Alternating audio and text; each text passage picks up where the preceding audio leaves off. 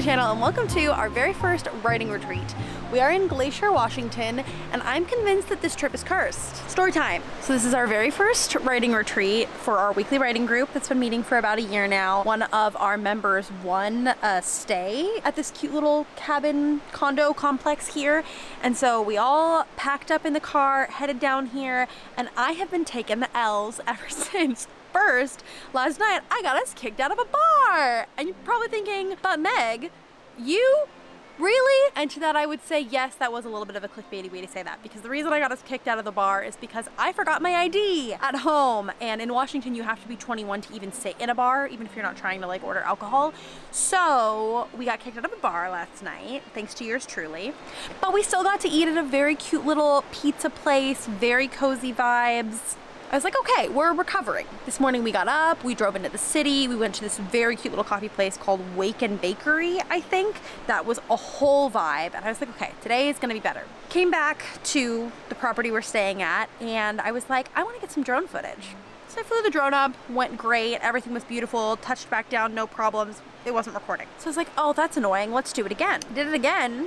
And you can probably see where this is going. The camera got stuck, and so I couldn't see, I could only see straight up into the sky. I couldn't see where I was going. And my friend who was with me also lost like visual sight of it, so I couldn't see where I was in the goggles. She couldn't see where I was with like the naked eye. And I did crash it into the river, and it's gone.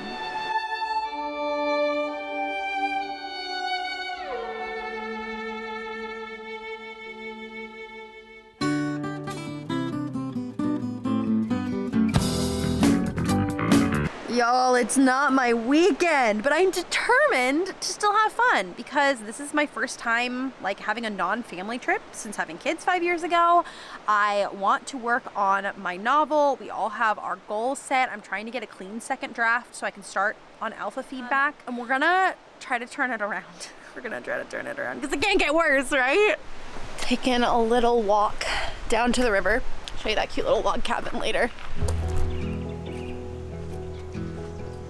There she is. She's real pretty, even if she did eat my drone.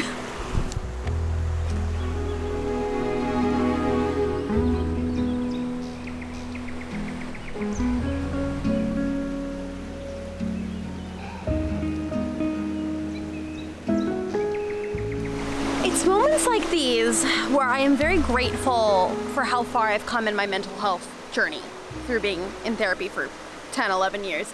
Because don't get me wrong, I felt my feelings. I did have a panic attack while it was happening because I was getting the like low battery, gonna land. And I couldn't see anything. But I think a few years ago, I would have just like let this ruin my whole weekend. And I'm not gonna do that. We're not gonna spiral. It definitely stinks. I definitely feel bad about it. However, no one got hurt. It's just a thing at the end of the day. I just won't have a drone anymore. And that's a first world problem. And in the meantime, I'm sitting by this beautiful river. I'm gonna write my book.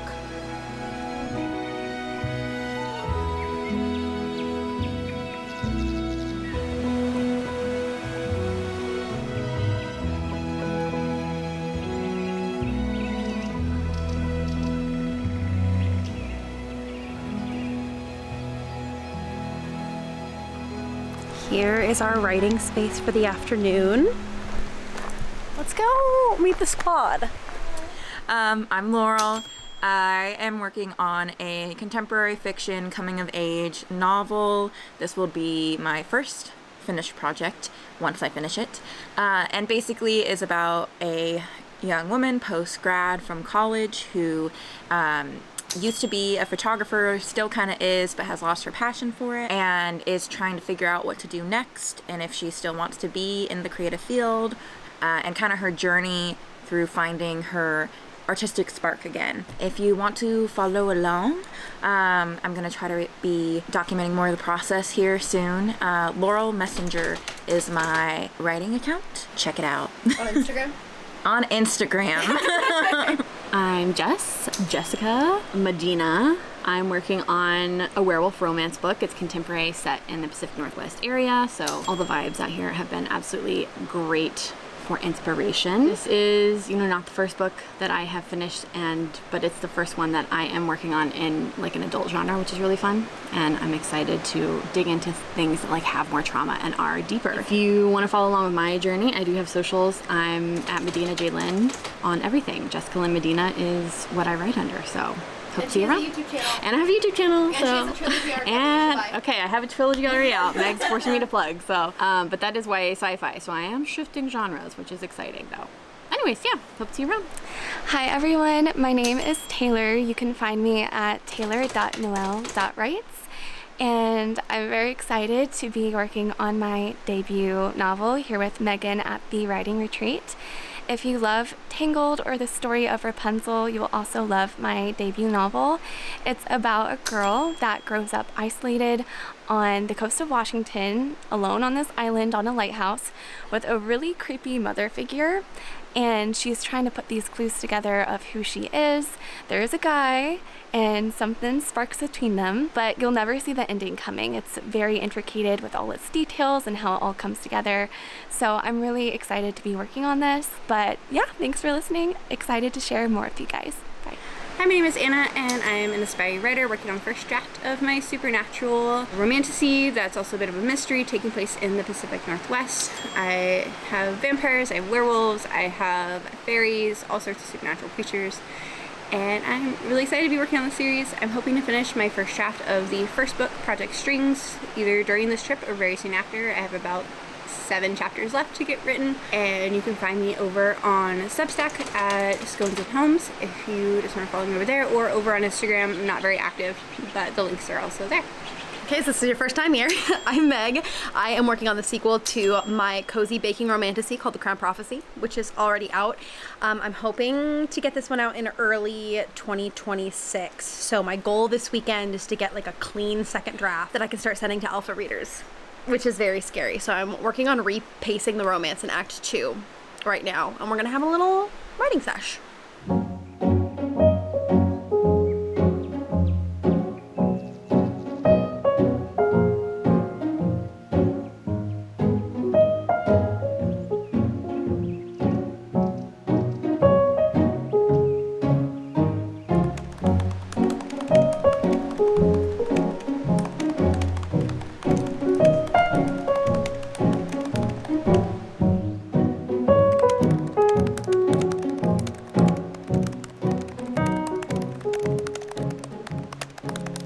All right, progress report. I have made it through the first 8 chapters. I've been kind of rereading and revising as I go to get the pacing right when I start doing new scenes in Act 2. So like I said, about 8 chapters, 80 pages in, something like that, and it's going well. I'm a little bit discouraged that I haven't actually written all that much, but I also don't want to just jump into it with no context after not having worked on it for like a week in preparation for this. So I'm trying to be patient. Running theme of my life. Everybody else headed inside to hang out in there and get power, but I've been really enjoying being out in nature. It's so pretty. And there's this cabin. Actually, you know what? Let's do a little tour. Let's do a little tour of the cabin. Very picture perfect looking. You can get into it here, and you can see it's very cute. There's multiple stories. So we were all posted up here at this table a little while ago.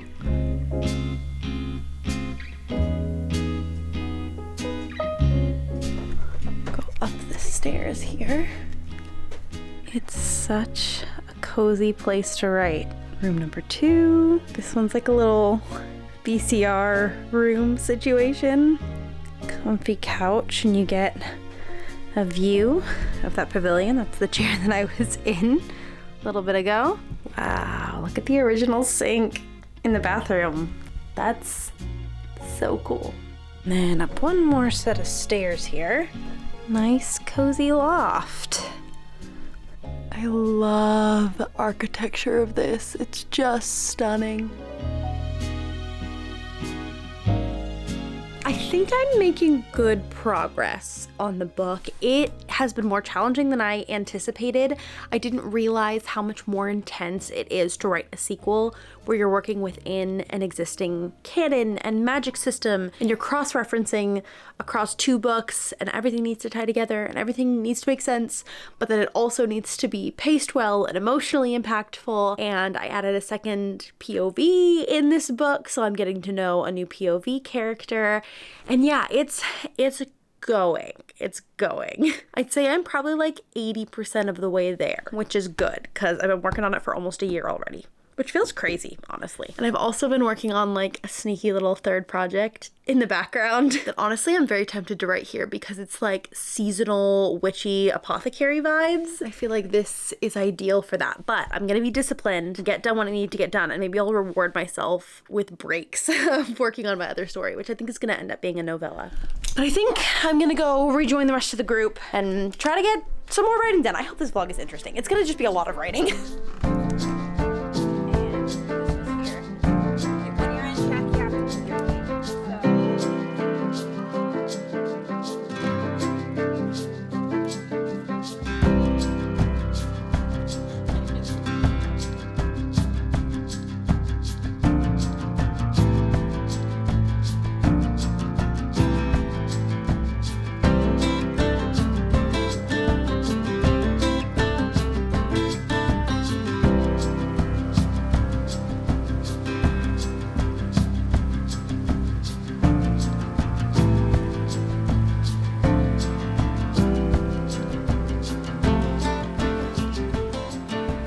Some writing progress is getting made, but we are all sitting here right now working on PowerPoints for a PowerPoint night, if you've ever seen like that style of party on Instagram Reels.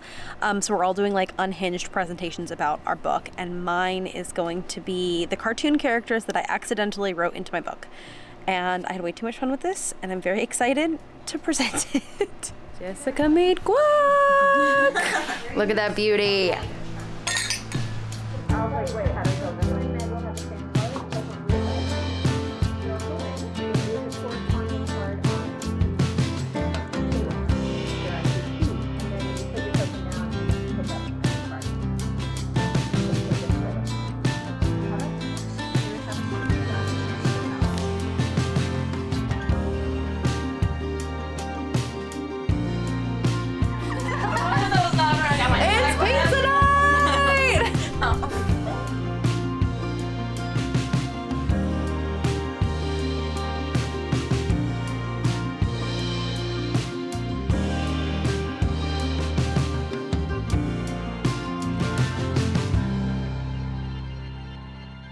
Pizzas are going in the oven, and we're gonna do our little presentations. These are gonna be my characters as emojis and memes. And we got Leora Sinclair, who's the main character. These are her emojis. These are her memes. I think she's mostly the cat in this scenario. This feels like the universe and the world pointing at her, being like, you know, and she's just like. This is the characters in my book that are actually just accidentally recycled cartoon characters. Amazing. First of all, we have Hermelia, aka Melly. Her name means sweet honey in Old English. And her character description in the book, and I based this all on the first book, so no spoilers. She walked toward us at a brisk pace, linen apron whipping against her legs as she moved. Her chin-length, mousy brown hair was starting to gray, but her warm brown eyes held the same spark they always have. Who does this sound like, you may ask? Well, of course, it's That's so true. From Kiki's Delivery Service. They are both pseudo-mother figures to the FMC, and both have short brown hair, bobs, warm brown eyes. I love her. The apron, same vibe. Is it stolen? You could say yes. So this is my novel characters as Pokemon trainers. So my female main character, her name is Ivy Moto. She's also known as Irie Yoon, depending on who you're asking. She's hot. Yes. So if she were a Pokemon trainer, she would have a Sinistea as her main thing, as she runs a coffee shop / bookstore. She would also have a Meowstick because that is a cute little cat who is also a dark type. She would also have a Baneri because in historical lore she used to have a pet rabbit and she just loves really cute things. And then a Noivern because Noiverns are my favorite dark dragon types. For the weird I googled on this project, I used to go in incognito and I don't anymore because like why? Why do I even care? What color are fresh bones? And how long does it take for blood to coagulate after death? You're on a list. Yeah, exactly. For sure.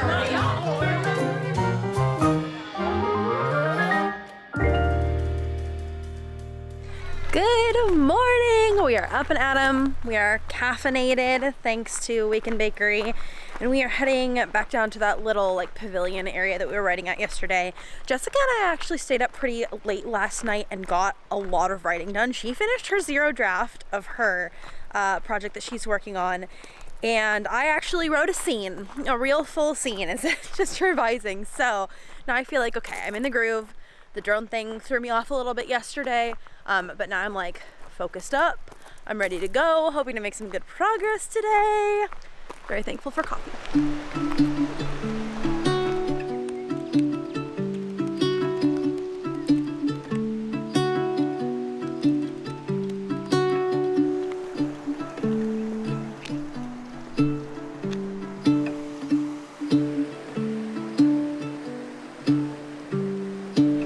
Update, it is 11:20. I just finished listening to my episode with Ink and Incantations with Harper. Oh my gosh, the sound of the river.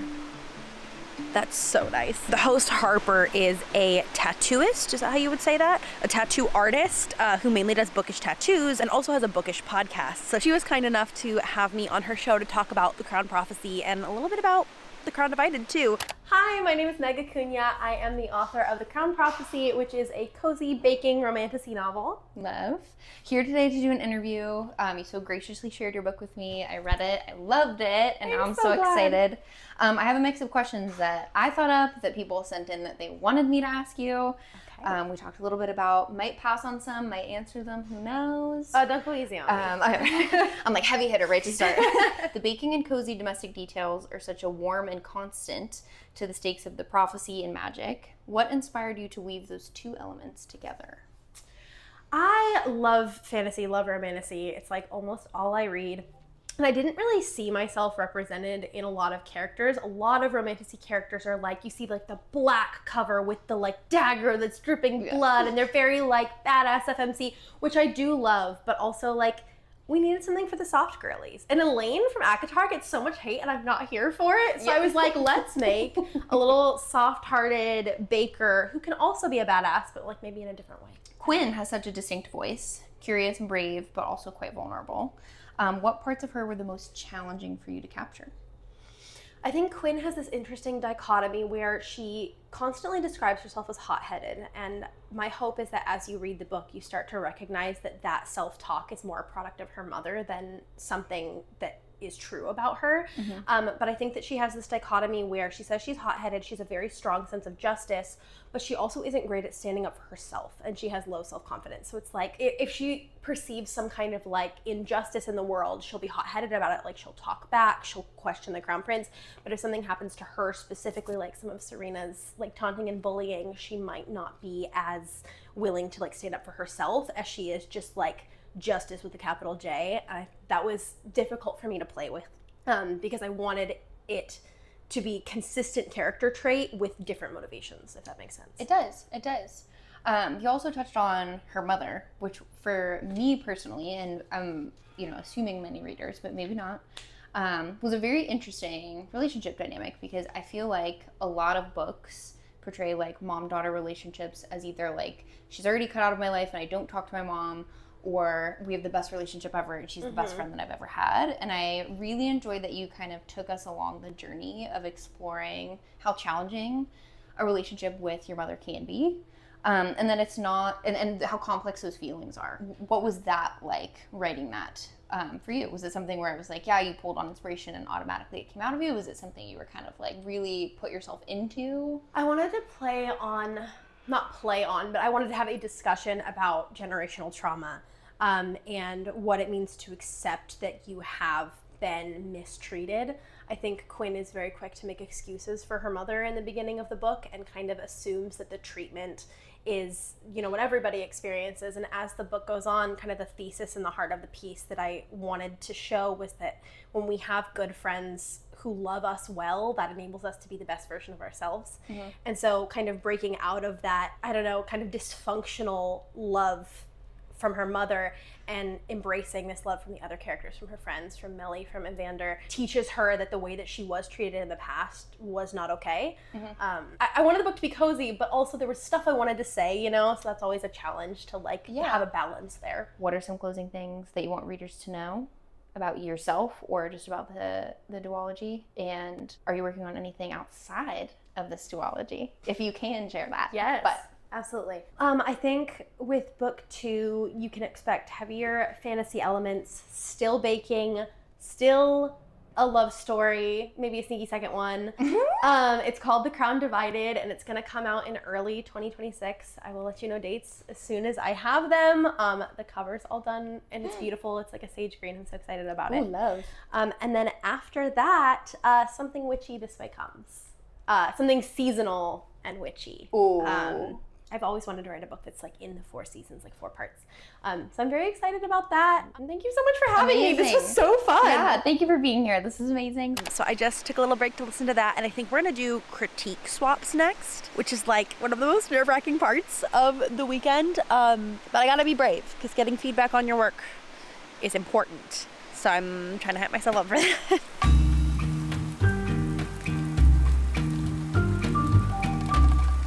Just when we thought it couldn't get any cozier, it's raining! How do we want to do this? Laurel has to read Anna's because you haven't read it yet. You have to read mine because you read the first one. Does anybody else have any round robin requests? Because there's 5 of us, so we can't just really do pairs. Yeah. I'm happy to critique anybody's. Yeah, I'm also fine. Like if we wanted to like kind of like just rotate laptops around. Like if you've already read like my first 5 chapters, you can jump to a different chapter. I don't care. Yeah. I'm not picky. I'm also happy to read multiple. Okay. Alright, I give you a cleaner draft. I do have to explain one part, so. It's happening. I had a dream that you were like a New York Times best-selling author last night, by the way. Oh my I woke up and I was like, hell yeah, I love those vibes. It was just a lot of creature lore in a short amount of time. Yeah. And so as the reader, it is a little hard to decipher exactly what's happening. And I think when also as readers, when you hear like, oh, like werewolf stuff, you assume it's werewolves, but then you also had coyotes. And so like understanding that there's different shifters was a little, I think that was a little I hard feel to like maybe understand. right. It's like the context clues. I thought he was a werewolf because we were focused Yeah. on shifter stuff. Yeah. Maybe. So- And then, sorry. I was gonna say, I also think that something we miss in these critiques is that you don't have a back of the book blurb. Yeah. Yes. If you have that pretty like Clear. I is XYZ, 0 is XYZ, will they, you know, whatever on the back, and people are picking up already knowing from the back. I think that like kind of resolves the issue. I had that thought too, where I was like, because I was a little confused, and I was like, well, I don't have that like context. Bring so back blurbs on the back of books and not reviews. Oh, seriously. And then also, I wanted to know what was her body language after our MC is like, I don't want to talk about this right now, can we talk about it later? And she just says, sure. And like, what does her face look like? Yeah. Is that like, is she seeing disappointment? Is she like, what's her like nonverbal cues in that moment? But yeah, I'm excited to read more. Maybe like think about that.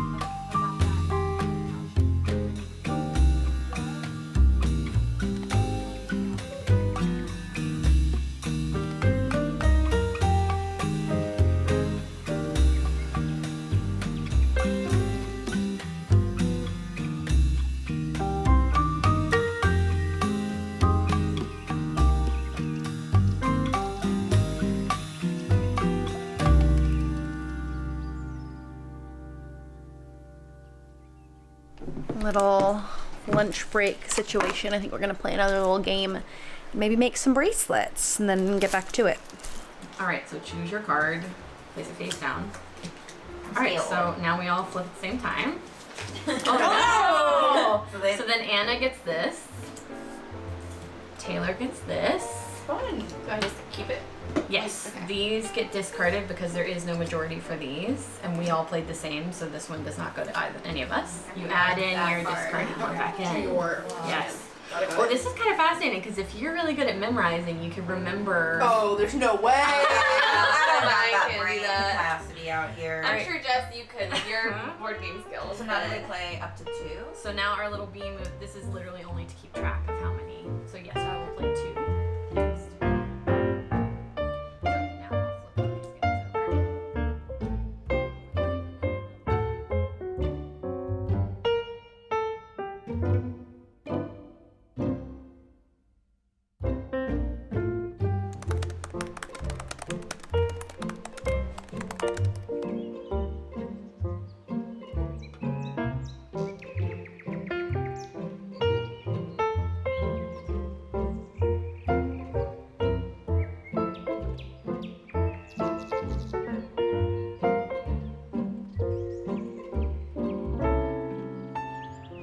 Little midday update for you. It's now 3:45 and I'm on chapter 19, which feels pretty good. My word count has only gone up about 2,000 words over the weekend, but that is only because I've taken so much out and added so much that like I'm 2,000 over the starting word count, but I've written much more than that. So that feels good. The 2 things that I wanted to repace, which were the romance in the secondary point of view and the relationship between the 2 opposing political groups. Like I thought I would be working on those 2 goals one at a time, but I've actually been doing it all at the same time, which has worked out because the relationships kind of inform each other. There's still a lot of new scenes to write in like the end of the second half, but I'm feeling like as far as our goal this weekend to fix the pacing in the second act, we are right on target, which is great.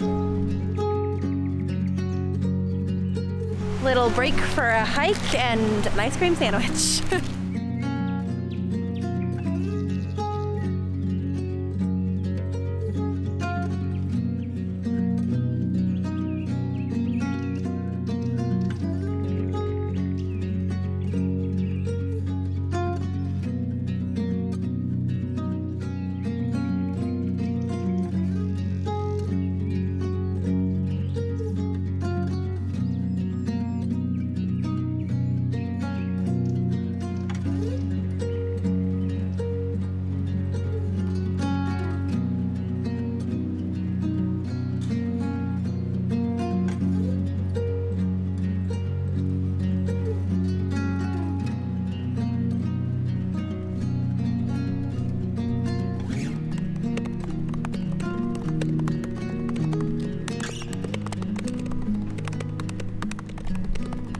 It is almost 6 o'clock now, and I have just put down my project, I think, for the weekend. So I wanted to give you an update on how it went.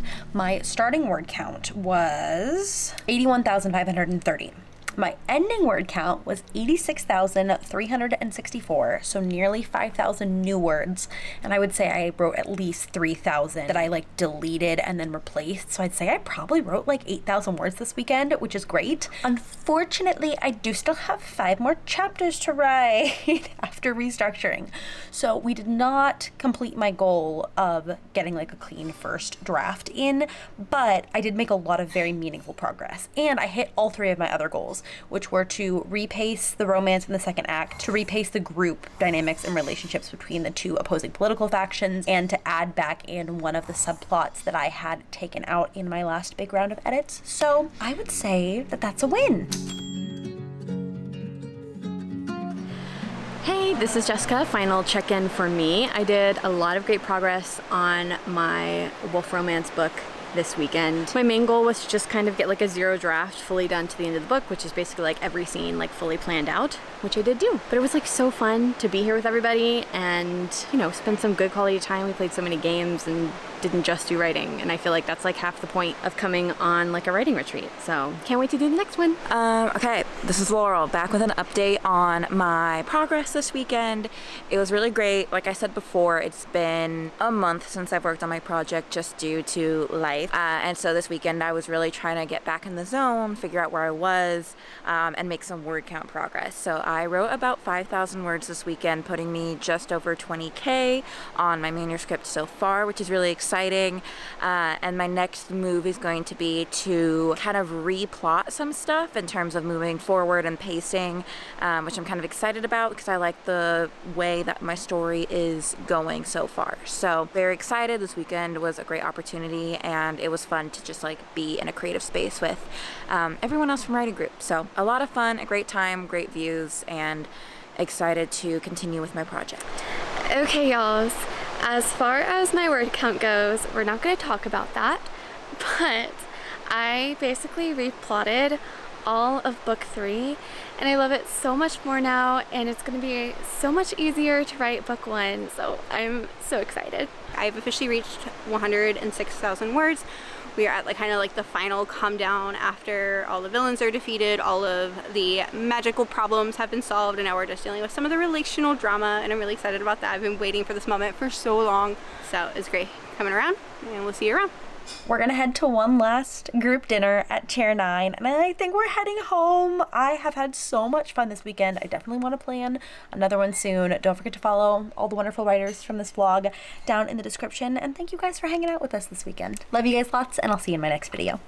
Bye!